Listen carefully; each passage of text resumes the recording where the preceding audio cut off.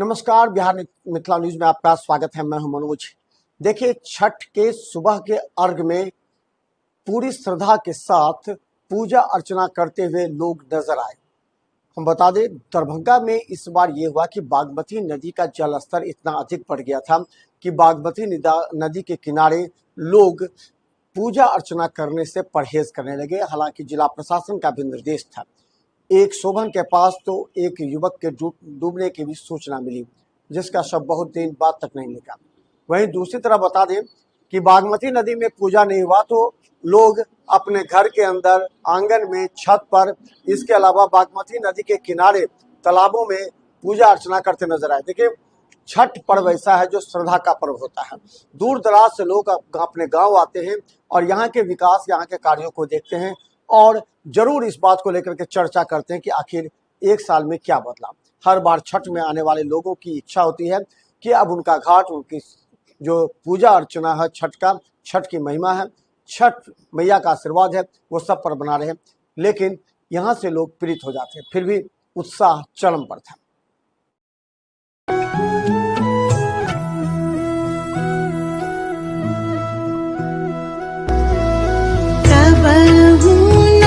छूटी छठी मैया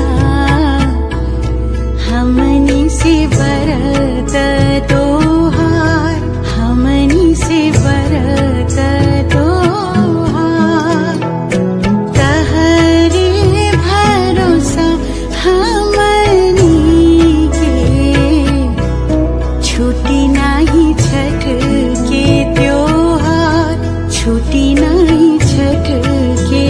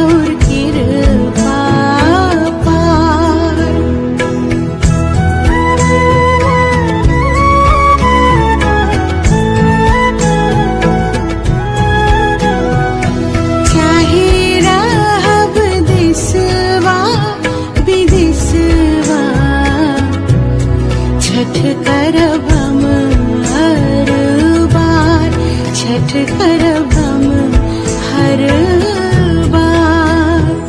डूब तो सूरज के जे पूजे, इहे बाटे हमर बिहार, इहे बाटे हमर बिहार।